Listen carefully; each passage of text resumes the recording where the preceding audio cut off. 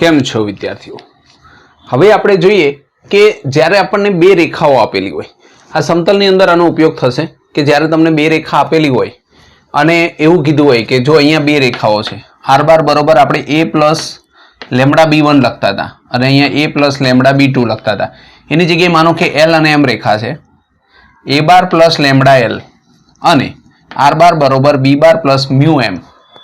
એનો મતલબ કે a અને b કોઈ એક બિંદુ છે અને l અને m એક દિશા બતાવે છે. હવે આવું જ્યારે આપ્યું હોય ત્યારે તમને એવું કીધું હોય કે આ રેખાઓ સમાંતર રેખાઓ છે, સંપાતી રેખાઓ છે, વિષમતલીય છે કે છેદક રેખાઓ છે. બરોબર, સમાંતર એટલે કોને કહેવાય કે જે બે રેખાઓ તમને એક સરખા અંતરે આપેલી હોય, બરોબર, જેની વચ્ચેનું અંતર જોઈએ આપણે તો આપણને એક સરખું આપ્યું હોય તો એને આપણે શું કહીએ? સમાંતર રેખાઓ કહીએ. બરોબર છે, તો એ રેખાઓ સમાંતર હોય. સંપાતી રેખા એટલે એકની એક જ રેખા હોય, બંને રેખા કેવી હોય? એક અને એક જ હોય, જેને સંપાતી કહેવાય કે જે એકબીજા ઉપર જોઈન્ટમાં આપેલી હોય. એ રેખાઓને આપણે શું કહીએ કે કોઈ વસ્તુ કોઈ એક સંખ્યા કોમન કાઢવાથી બંને એક જ સરખી રેખા થતી હોય તો એને કહેવામાં આવે સંપાતી રેખા. વિષમતલીય રેખા તો અલગ અલગ સમતલની અંદર આવેલી બે રેખાઓ હોય તો એને આપણે શું કહી શકીએ? વિષમતલીય. અને છેદક રેખાઓ એટલે કે બે રેખાઓ પરસ્પર છેદતી હોય. તો આ રીતની આપણને ચાર રેખાઓ આપી છે, પણ આપણને ખબર કેમ પડે કે આ સમાંતર રેખા છે, સંપાતી છે, વિષમતલીય છે કે છેદક છે? બરોબર છે, તો આવી રીતે જ્યારે આપણને આપ્યું હોય તો આપણે પહેલા તો l ક્રોસ m લાવવાનું હોય. જો l ક્રોસ m ની જગ્યાએ 0 આવતું હોય ઇક્વલ ટુ શું થતું હોય? 0. બરોબર, તો આપણી પાસે બે શરત છે કે b minus a cross l કરો અને b minus a cross l is not equal to 0. જો ઇઝ નોટ ઇક્વલ ટુ 0 હોય તો l અને m કેવી હોય? સમાંતર રેખા હોય. ફરીવાર જુઓ, l ક્રોસ m કરો ઇક્વલ ટુ 0 આવવો જોઈએ. જો 0 આવે તો આપણી પાસે બે શક્યતા હોય કે b માઇનસ a એટલે કે b minus a cross l, બરોબર, અને એ નોટ ઇક્વલ ટુ 0 હોય તો રેખાઓ સમાંતર હોય. અને જો ઇક્વલ ટુ 0 આવતું હોય તો કેવી હોય? સંપાતી હોય. ઇઝ નોટ ઇક્વલ ટુ એટલે સમાંતર અને ઇક્વલ ટુ 0 તો સંપાતી. બરોબર, આવું યાદ રાખશું. હવે ફરી આગળ જઈએ. l cross m is not equal to 0. 0 નથી એનો મતલબ કે l અને m બંને લેવા પડે તો b માઇનસ a તો આવે જ બંનેમાં. અહીંયા ખાલી l હતો એની જગ્યાએ અહીંયા શું આવશે? l cross m. Is not equal to 0 હોય તો વિષમતલીય. અહીંયા જેમ સમાંતર હતી એમ અહીંયા આપણે શું યાદ રાખશું? વિષમતલીય. અને ઇક્વલ ટુ 0 હોય તો શું આવશે? છેદક રેખાઓ. બરોબર, તો આ રીતે આપણે આ કોષ્ટકને યાદ રાખવાનું છે. અને જ્યારે જ્યારે તમને પૂછ્યું હોય કે સમાંતર છે, સંપાતી છે, વિષમતલીય છે કે છેદક રેખા છે ત્યારે આનો આપણે ઉપયોગ કરી શકીએ. હવે આપણે શીખવાનું છે લંબ. તો સમતલની અંદર એક અભિલંબ આપેલો હોય કે જ્યારે તમને માનો કે આ એક આપણે x અક્ષ, y અક્ષ અને z અક્ષ આપેલું હોય અને એનાથી ઉગમ બિંદુથી અમુક અંતરે કોઈ એક સમતલ આપેલું છે. બરોબર, સમતલ ઉપર કોઈ એક n બિંદુ આપેલું છે. તો હવે ઉગમ બિંદુથી તેના વચ્ચેનું અંતર અને એની ઉપર એક લંબ આપેલો હોય જેને કહેવામાં આવે અભિલંબ સ્વરૂપ. એટલે કે ઉગમ બિંદુથી અમુક અંતરે આવેલા સમતલનું સમીકરણ. તો આપણે આવું યાદ રાખશું કે r dot n is equal two d. જે સમતલનું સ્વરૂપ છે, સદિશ સમીકરણ છે. d એટલે શું? તો કે આ o થી n સુધીનું અંતર. બરોબર, એને શું કહેવામાં આવે? d કહેવામાં આવે. તો r બાર ઇન્ટુ n બરોબર d, જે સમતલનું સમીકરણ થઈ જાય. ધારો કે આપેલ સમતલનું ઉગમ બિંદુથી અંતર છે, આ સમતલ છે ઉગમ બિંદુથી કેવું છે? અંતર છે. ધારો કે o માંથી સમતલ પરના લંબનો લંબપાદ n છે. આ n આટલું અંતર d, તો d બરોબર શું આવશે? r ઇન્ટુ n બરોબર d. r એટલે શું? તો કે o થી p સુધીનું અંતર. બરોબર, એને કહેવામાં આવે r બાર.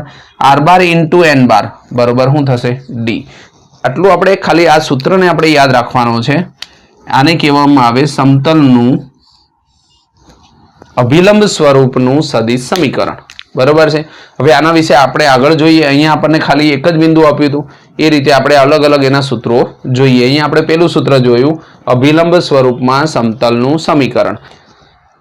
r બાર ઇન્ટુ n બરોબર d. ચલો હવે જે સદિશ સ્વરૂપ જોયું એનું આપણે કાર્ટેશિયન સ્વરૂપ જોઈએ. જેમ કે તમને p of x y z આપ્યા હોય અને સમતલનું કોઈ પણ બિંદુ હોય તો OP બરોબર આપણે શું કહી શકીએ? r. બરોબર, o થી p સુધીનું અંતર તો આપણે એને શું કહીએ? r કહીએ. તો r બરોબર આપણે શું લખતા હતા? xi plus yj plus zk. n એ સમતલને લંબ એકમ સદિશ છે. n એ શું છે? લંબ એકમ સદિશ છે. બરોબર, તો આપણું સૂત્ર શું હતું? આર બાર ઇન્ટુ એન બાર બરોબર ડી. બરોબર છે, આ રીતનું આપણે લખતા હતા. હવે આર બાર ની જગ્યાએ આપણે એની કિંમત મૂકીએ, એક્સ આઈ વાય ઝેડ અને ઝેડ કે. આ એન બાર છે એ દિક કોસાઇન એલ એમ એન છે, તો એને આ રીતે લખાય. તો આપણે અહીંયા લખશું એલ આઈ એમ જે અને એન કે બરોબર ડી. આપણે સૂત્રમાં મૂક્યું. આ સદિશ સ્વરૂપ છે, સદિશ સ્વરૂપની અંદર એની કિંમત મૂકો, બરોબર, એટલે તમને કાર્ટેશિયન સ્વરૂપ મળે. તો અહીંયા આપણે જોઈએ તો આનો આપણે ગુણાકાર કરીએ તો એલ અહીંયા એક્સ છે, અહીંયા એલ છે, એટલે એલ એક્સ વાય એમ, તો એમ વાય ઝેડ એન, તો એન ઝેડ બરોબર ડી. જે અભિલંબ સ્વરૂપનું કાર્ટેશિયન સમીકરણ છે, બરોબર, જે સદિશ સ્વરૂપ આપ્યું એનું કાર્ટેશિયન સમીકરણ થાય lx + my + nz બરોબર ડી. ઘણીવાર તમને આવું સમીકરણ આપ્યું અને એમ કે આનું n બાર, તો l m n એનો n બાર થશે, બરોબર. દિક કોસાઇન એટલે n એ સમતલનો લંબ એકમ સદિશ છે, બરોબર. અથવા તો તમને આવું પણ આપેલું હોય, માનો કે ax + by + cz બરોબર ડી. હવે તમને એમ કે આમાં n બાર, તો n બાર બરોબર a i b j અને c k. આ શું થઈ જાય? n બાર થઈ જાય. એટલે યાદ રાખવાનું, જો આપણે અભિલંબ લાવવો હોય તો આપણે અહીંયા જે a b અને c છે એ દિક કોસાઇનો છે. અહીંયા l m n આપ્યું, એમાં આપણે a i b j કે c k આ રીતનું આપેલું હોય તો આપણે અહીંયાથી a b c લઈને પણ કહી શકીએ કે a શું છે, તો કે એનો n બાર એટલે કે અભિલંબ છે. હવે આગળ જોઈએ, a of a બાર કોઈ એક બિંદુ આપ્યું અને એમાંથી પસાર થતા અને જેનો અભિલંબ n બાર હોય તેવા સમતલનું સમીકરણ. તો આપણને ખબર છે કે p of x y z છે, એનું સ્થાન સદિશ r બાર છે. ap આ a છે અને આ p છે. ap એ n બાર ને લંબ હોય તો જ p સમતલ પરનું બિંદુ હોય. તો આ n બાર છે અભિલંબ એ ap ને કેવો છે? લંબ છે. જો લંબ હોય તો આપણે શું લખીએ? ap * n બાર બરોબર 0, કારણ કે બંને લંબ છે તો લંબો એટલે 0 હોય. તો ap p નું સ્થાન સદિશ માઈનસ a નું સ્થાન સદિશ, તો p નું સ્થાન સદિશ r બાર અને minus a bar into n બરોબર 0. જે સમતલનું સદિશ સમીકરણ છે તેને આપણે આવી રીતે પણ લખી શકીએ, r bar into n bar minus a bar into n બાર. એને સામે લઈ જાઓ તો અહીંયા આપણને મળશે r બાર ઇન્ટુ n બાર બરોબર a બાર ઇન્ટુ n બાર. એવી રીતે પણ લખાય. જ્યારે તમને કોઈ એક બિંદુ આપ્યું હોય અને આ રીતનું સમતલનું સમીકરણ કે તો આપણે આ રીતે પણ સમતલનું સમીકરણ લખી શકીએ. r બાર ડોટ n બાર બરોબર d એ ઉગમ બિંદુથી સમતલનું અંતરવાળું સૂત્ર હતું, સદિશ સ્વરૂપ. અને આની અંદર કોઈ એક બિંદુ સમતલમાં આપ્યું હોય તો r બાર ઇન્ટુ n બાર બરોબર a બાર ઇન્ટુ n બાર એવી રીતે લખી શકાય. હવે બીજું એક આવે, ત્રણ અસમરેખ બિંદુઓમાંથી પસાર થતા સમતલનું સમીકરણ. તો ત્રણ અસમરેખ બિંદુ એટલે a b c આપણી પાસે હોય. a નો a બાર આવે, b નો b બાર અને c નો c બાર. આપણને ત્રણ અલગ અલગ બિંદુઓ આપેલા છે. હવે જો આપણે જ્યારે એને સદિશ સ્વરૂપે લખવા જઈએ તો શું આવે? r બાર માઈનસ a બાર, પછી b બાર માઈનસ a બાર અને c bar minus a bar. r bar minus a બાર ને બહાર રાખો, ડોટ કરી અને કૌંસમાં લખીએ b bar minus a bar cross c bar minus a બાર. એટલે બધાની અંદર માઈનસ a તો આવશે. ફરી યાદ કરીએ, r minus a bar dot b bar minus a bar cross c bar minus a bar equal to 0. એટલે કે બધાની અંદર minus a minus a minus a તો આવે જ છે. હવે આપણે એને લખીએ તો r બાર એટલે x y z, તો x y z, a એટલે x1 y1 z1. આ એક પૂરું થઈ ગયું. ઇન્ટુ આપણને ખબર છે કે આ રીતનું આપણને આપેલું હોય તો આપણે શું કરતા હતા? પેટી x, બરોબર. ગમે ત્યારે આ રીતનું લખેલું હોય તો આપણે આવું લખતા હતા ને, a bar into cross b cross c. આ રીતનું આપ્યું હોય તો આની જગ્યાએ આપણે લખતા હતા a બાર b બાર અને c બાર. ઓકે, એટલે કે પેટી વાળું લખતા હતા, બરોબર છે. તો અહીંયા આપણે પેટી ગુણકાર આ કાર્ટેશિયન સમીકરણ આવી ગયું. જો r બાર એટલે x y z, a બાર એટલે x1 y1 z1, b બાર એટલે x2 y2 z2, a બાર એટલે x1 y1 z1, c બાર એટલે x3 y3 z3 અને માઈનસ x1 y1 અને z1 ઇક્વલ ટુ 0. જેમ આપણે આગળ ગણતા જઈશું એ રીતે આપણને ખ્યાલ આવશે કે આ સૂત્રો કઈ રીતે ઉપયોગ થાય છે, બરોબર છે. તો આ ત્રણ અસમરેખ બિંદુઓમાંથી સમતલનું સમીકરણ, આ સદિશ સમીકરણ આવી ગયું અને આ કાર્ટેશિયન સમીકરણ આવ્યું. હવે સમતલના સમીકરણનું અંતઃખંડ સ્વરૂપ ઘણીવાર એવું પણ પૂછ્યું હોય તો આપણે એનું સૂત્ર લખીએ, x ના છેદમાં a પ્લસ y ના છેદમાં b પ્લસ z ના છેદમાં c ઇક્વલ ટુ 1. બરોબર. હજી પણ આગળ થોડાક સૂત્રો છે એને આપણે જોઈએ. આપેલા બે સમતલના છેદમાંથી પસાર થતા સમતલનું સમીકરણ શોધો. તો માનો કે તમને પાઈ 1 અને પાઈ 2 એવા બે સમતલ આપ્યા હોય અને એમાં ત્રીજું છેદ બિંદુ હોય તો એનું સૂત્ર બનશે r બાર into n1 plus lambda n2 બરોબર d1 પ્લસ લેમડા d2. જે બે સૂત્રો છે એના ઉપરથી આપણને આવું બરાબર એક સૂત્ર મળે કે સમતલના છેદમાંથી પસાર થતા સમતલનું સમીકરણ. એટલે કે બે સમતલ આપ્યા હોય એમાં ત્રીજું છેદ બિંદુ થતું હોય ત્યારે આપણે r બાર into n1 plus lambda n2 બરોબર d1 પ્લસ લેમડા d2 એ રીતનું સૂત્ર આપણે વાપરી શકીએ. હવે જો બે રેખા સમતલીય બને તેની શરત છે, સમતલીય બને તેની શરત, તો આપણને L અને M બે રેખા આપી હોય. હવે આપણે આની પહેલાં જે કોષ્ટક હતું એની અંદર આપણે શીખ્યા હતા કે આપણને બે રેખા આપી હોય અને b bar minus a bar into L cross M is equal to 0, તો બે રેખા કેવી હોય? સમતલીય હોય. જો એ કોષ્ટક આપણને આવડતું હોય તો એના ઉપરથી આ આપણે શીખી શકીએ બરાબર. તેનું કાર્તિજ્ય સમીકરણ તો અહીંયા b છે એટલે x2 છે, માઇનસ a એટલે x1 છે, x2 minus x1, y2 minus y1, z1 minus z1, અને અહીંયા છે L એટલે a b c, તો a1 b1 c1, m એટલે a2 b2 c2 equal to 0. આ એનું કાર્તિજ્ય સમીકરણ છે અને આ સદિશ સ્વરૂપ છે. હવે આગળ જોઈએ બે સમતલ વચ્ચેનો ખૂણો. જો તમને બે સમતલ આપેલા હોય તો એકની અંદર n1 હોય તો બીજાની અંદર n2 લંબ હોય, અભિલંબ, તો એના ઉપરથી cos થીટા બરોબર n1 ઇન્ટુ n2 મોડ ના છેદમાં mode n1 into mode n2. પણ જો n1 into n2 equal to 0 હોય તો બંને સમતલ પરસ્પર કેવા હોય? લંબ હોય બરાબર. એટલે આ સૂત્રો છે, જેમ જેમ તમે દાખલાની અંદર યુઝ કરતા જશો એમ તમને ખ્યાલ આવશે કે કઈ રીતે આ સૂત્રનો ઉપયોગ થાય. હવે આપણે જોઈએ કે સમતલની બહાર કોઈક બિંદુ આપેલું હોય અને સમતલમાંથી બહાર બિંદુ વચ્ચેનું અંતર, તો એનું સૂત્ર છે pm બરોબર a dot n minus D, a dot n minus D ના છેદમાં મોડ n, બિંદુ p થી સમતલનું લંબ અંતર બરાબર. એટલે આવું સૂત્ર થશે. ફરીવાર જોઈએ, pm એટલે p થી m સુધીનું અંતર, આ p બારનું બિંદુ છે, સમતલ m છે, a into n minus D બરાબર ના છેદમાં મોડ n બાર અને બિંદુ p થી સમતલનું લંબ અંતર. એટલે કે પાઈ એ સમતલ છે અને આ બારનું બિંદુ p છે. ઓકે. હવે જુઓ, રેખા અને સમતલ વચ્ચેના ખૂણાનું માપ. રેખા અને સમતલ આની બંને વચ્ચેના ખૂણાનું માપ હોય તો cos થીટા બરોબર b બાર ઇન્ટુ n બાર ના છેદમાં મોડ b બાર ઇન્ટુ મોડ n બારનો ઓલ મોડ.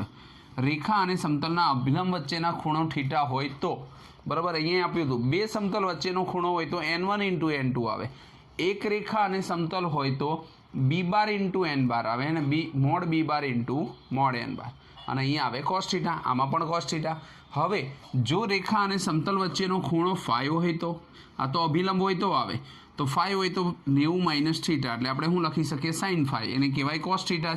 તો એનું સૂત્ર એનું એ જ થાય, b બાર ઇન્ટુ n બારના છેદમાં મોડ b બાર ઇન્ટુ n બાર, અથવા તો ફાઈ બરોબર sine inverse b into n બારના છેદમાં b બાર ઇન્ટુ મોડ n બાર. ઓકે. તો આ રીતના જે સૂત્રો છે, આ સૂત્રો જેમ જેમ તમે યુઝ કરતા જશો એમ તમને ખ્યાલ આવશે કે કયું સૂત્ર કેવી રીતે આપણે એને વાપરી શકીએ. સ્વાધ્યાય 11.3 સમતલના અભિલંબની દિક કોસાઇન અને સમતલનું ઉગમ બિંદુથી અંતર શોધો. તો અહીંયા તમને z બરોબર 2 આપ્યા છે. હવે ખાલી z બરોબર 2 જ આપ્યા છે. હવે સમતલનું સમીકરણ ગોઠવીએ તો આપણને સમીકરણ આ રીતનું મળે, a 0 કેમ કે x તો આપ્યા જ નથી, પ્લસ b 0 અને plus z minus 2 equal to 0 બરાબર. આ રીતે તમે સમીકરણ લખી શકો. આ સમીકરણને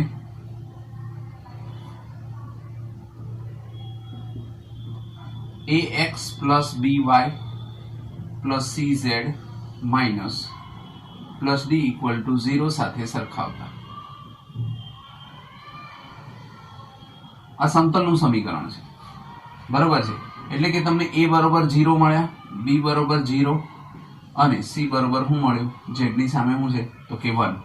ઓકે બરાબર છે. તો આ રીતનું આપણને a બરોબર 0, b બરોબર 0 અને c બરોબર 1 મળે. હવે તમને શું કીધું છે? અભિલંબની દિક કોસાઇન.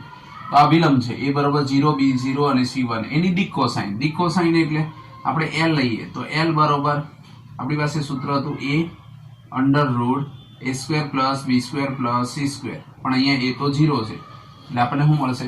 0. પછી m લઈએ તો m બરોબર હશે b ના છેદમાં અંડર રૂટ ए square plus B square plus सी स्क्वेर, तो अहींया पण बी बरोबर 0 છે. ઓકે, અને હવે આપણી પાસે આવશે n, તો n બરોબર c ના છેદમાં અંડર રૂટ એ સ્ક્વેર પ્લસ બી square plus C square.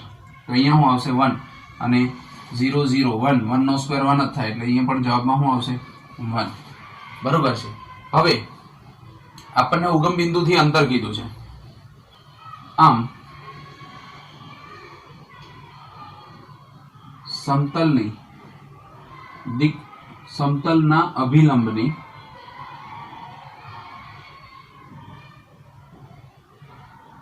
દિક cosine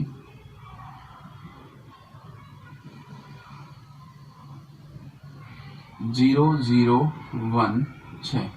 બરાબર. હવે શું કીધું છે? સમતલનું ઉગમ બિંદુથી અંતર. સમતલનું ઉગમ બિંદુથી અંતર. તો અંતરનું સૂત્ર આવું કંઈક છે, અંતર બરોબર મોડ સમતલ ના છેદમાં અંડર રૂટ એ સ્ક્વેર પ્લસ બી square plus C square. Okay, તો અહીંયા આપણી પાસે સમતલનું સૂત્ર શું હતું? ઝેડ બરોબર 2. એટલે આપણે એને આવું બનાવ્યું, તો આપણે મૂકીએ તો આપણું સૂત્ર આવું છે કે ઉગમ બિંદુથી સમતલનું અંતર બરોબર ax plus by plus cz plus d by under root A square plus B square plus C square. નીચે તો 1 જ આવશે અને ઉપર શું આવશે તો જોઈએ. અહીંયા 0, અહીંયા 0, c બરોબર 1 મૂકીએ આપણે. અહીં સમતલના ઉગમ બિંદુથી અંતર કીધું, એનો મતલબ કે x y અને z, તો ઉગમ બિંદુ એટલે 0 0 છે, તો આપણી પાસે ખાલી d વધશે. તો d ની કિંમત, આ તો 0 થઈ ગયું, d ની કિંમત -2 અને બાય અંડર રૂટ 1, તો આપણો જવાબ આવશે -2 છે પણ મોડ છે, એટલે જવાબ શું આવશે 2. તો આપણે કહી શકીએ કે સમતલનું ઉગમ બિંદુથી અંતર પણ કેટલું છે 2 છે. તો આ રીતે જ્યારે પણ આપણને પૂછાય તો તમને એવું કીધું કે સમતલનો જે અભિલંબ અહીંયા આપેલો હોય, એટલે કે a b c, એના ઉપરથી તમે એનું LMN એટલે કે દિક કોસાઇન શોધી શકો, અને સમતલનો ઉગમ બિંદુથી અંતર કીધું હોય તો મોડ સમતલના છેદમાં અંડર રૂટ એ સ્ક્વેર પ્લસ બી સ્ક્વેર પ્લસ સી સ્ક્વેર કરી અને તેનું અંતર પણ શોધી શકો છો. ચલો, પેલાનો બી એટલે કે બીજો દાખલો, તો એમાં પણ એવું જ આપ્યું છે x plus y plus z is equal to 1. તો આને આપણે મૂકીએ તો શું આવશે? x plus y plus z -1 equal to 0 ને ax plus by plus cz minus d equal to 0 સાથે સરખાવતા. હવે જો આપણે આની આરે સરખાઈએ તો આપણને ખ્યાલ આવે કે a બરોબર 1 આવશે, b બરોબર 1 આવશે અને c બરોબર પણ શું આવશે 1. હવે આપણે એની દિક કોસાઇન જોઈએ છે, અભિલંબની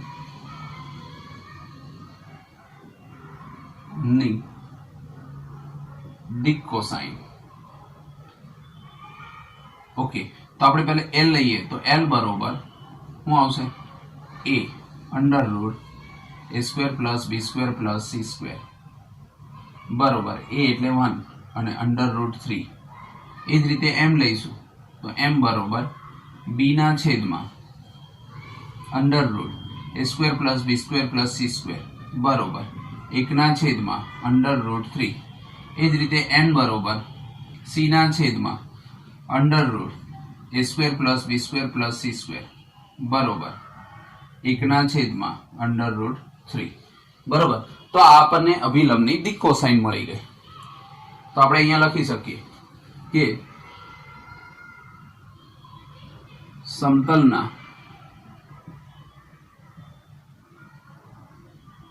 અભિલંબની દિક cosine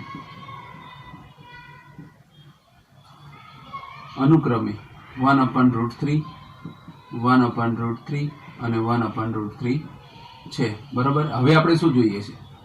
સમતલનું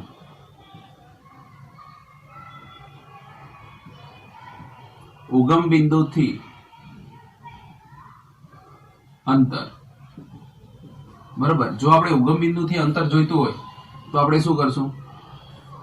mode x plus by plus cz minus d by under root A square plus B square plus C square पण उगम बिंदु कीधुं छे तो 0 0 0 खाली डी नी किंमत आवशे तो 0 डी नी किंमत केटली तो डी बराबर -1 छे बाय शुं आवशे तो अंडर रूट अहींया आपणने जे आपणुं सूत्र आप्युं छे बराबर X plus B Y plus C Z minus D ए समतल छे अने छेदमां under root A square plus B square plus C square एटले √3 અને માનાંકમાંથી કાઢો તો 1/√3 ઓકે તો આ સમતલનું ઉગમ બિંદુથી અંતર થઈ ગયું અને ઉપર સમતલની અભિલંબની દિક કોસાઇન 1/√3 1/√3 અને 1/√3 છે ઓકે તો આ રીતે આપણે ગણી શકીએ ચલો જુઓ દાખલા નંબર 1 નો સી 2x + 3y - z = 5 5 ને બદલાઈએ તો આપણું સમીકરણ બને 2x +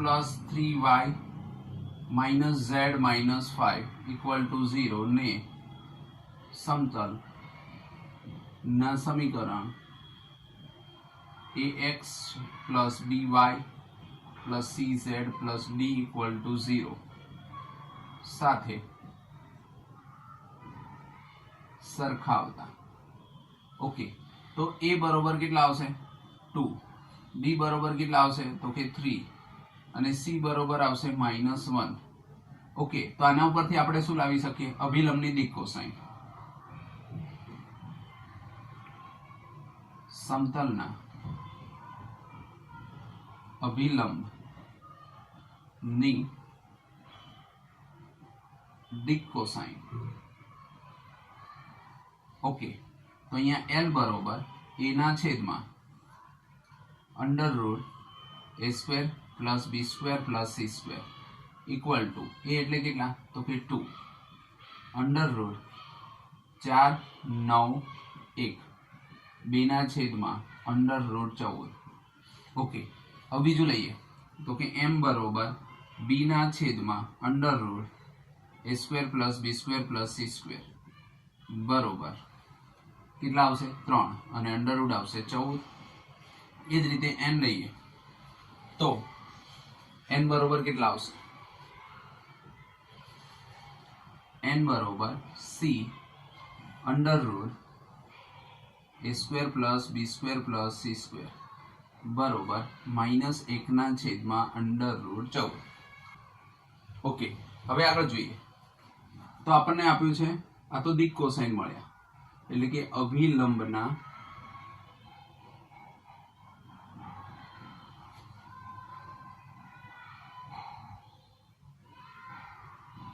दिक कोसाइन કેટલા આવશે તો પહેલા હતા આપણી પાસે 2 ના છેદમાં √14 પછી 3 ના છેદમાં √14 અને -1 ના છેદમાં √14 છે ઓકે હવે આપણને શું કીધું તો ઉગમ બિંદુ એટલે કે 0 0 0 0 0 थी समतलનું અંતર તો એનું સૂત્ર શું આવે તો કે આપણે એમ લખીએ તો આપણી પાસે શું હતું 2x + 3y - z - 5 by √4 9 1 a² + b² + c² સમતલના છેદમાં √a² + b² + c² તો આ તો ઉગમ બિંદુ છે 0 0 0 તો ઉપર વધે 0 - 5 અને છેદમાં વધે √14 પણ આ તો મોડ છે બહાર કાઢીએ તો શું આવશે અંતર હંમેશા પ્લસ જ હોય ત્યારે ઋણ ના હોય એટલે કે 5/√14 ઓકે બરાબર તો આ રીતે આપણને મળી જશે ચલો જુઓ પહેલાનો ડી 5y + 8 = 0 બરાબર ને ax + by + cz + d = 0 સાથે સરખાવતા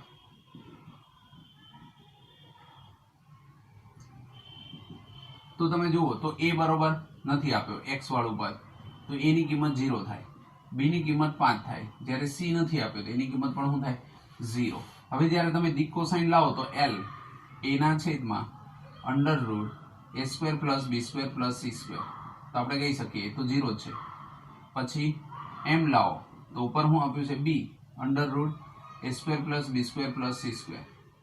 તો અહીંયા b ની કિંમત તો આપણી પાસે છે, કેટલી છે તો કે 5, અને છેદમાં a નો સ્ક્વેર નથી એટલે 0, 5 નો 25 અને c નું પાછું 0.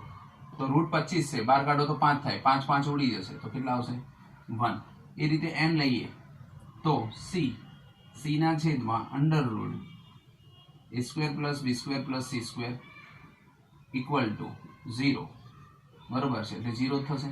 તો આપણો જવાબ ડાયરેક્ટ શું આવશે 0. ઓકે, તો આપણને દિક કોસાઇન અભિલંબના દિક કોસાઇન મળી ગયા. સમતલના અભિલંબ ના દિક કોસાઇન કયા કયા છે તો કે 0, 1, 0 છે. ઓકે, હવે એનું અંતર જોઈએ છે આપણે. તો ઉગમ બિંદુ 0, 0, 0 થી સમતલનું અંતર. તો જોઈએ આપણે મોડ આપણી પાસે શું હતું તો કે 5y plus 8 by under root a square કરો તો 0 આવે, આના 5 નો વર્ગ 25 થાય અને 0. ઓકે, તો અહીંયા y ની જગ્યાએ 0 મૂકો, ઉગમ બિંદુ છે એટલે ખાલી કેટલા વધશે તો 8 ની જગ્યાએ ખાલી અહીંયા વધશે આપણી પાસે મોડ 8 ના છેદમાં રૂટ 25 એટલે 5. તો જવાબ આવશે 8 ના છેદમાં 5. ઓકે, કેમ કે આપણું સમતલ છે 5y પ્લસ 8, પણ y તો ઉગમ બિંદુ આવે 0, 0, 0 x y z એટલે 0. આ 0 થઈ ગયું, ખાલી 8 વધે અને નીચે 0, 0, 25 ના 5, 8 ના છેદમાં 5. તો આપણને આ રીતે ઉગમ બિંદુથી અંતર મળી ગયું. એટલે હવે આવો જ્યારે પણ દાખલો આવે કે તમને કે દિક કોસાઇન શોધવા છે તો યાદ રાખો a b c l કરીને a by અંડર રૂટ કરો, m કરીને b, એટલે તમને દિક કોસાઇન મળી જશે. અને જો સમતલથી અંતર કીધું હોય, આ તો ઉગમ બિંદુ છે ને આપણને ઉગમ બિંદુની જગ્યાએ કોઈ બિંદુ આપ્યું હોય તો x y ની z ની જગ્યાએ બિંદુ મૂકીને પણ તમે ગણી શકો. ઓકે.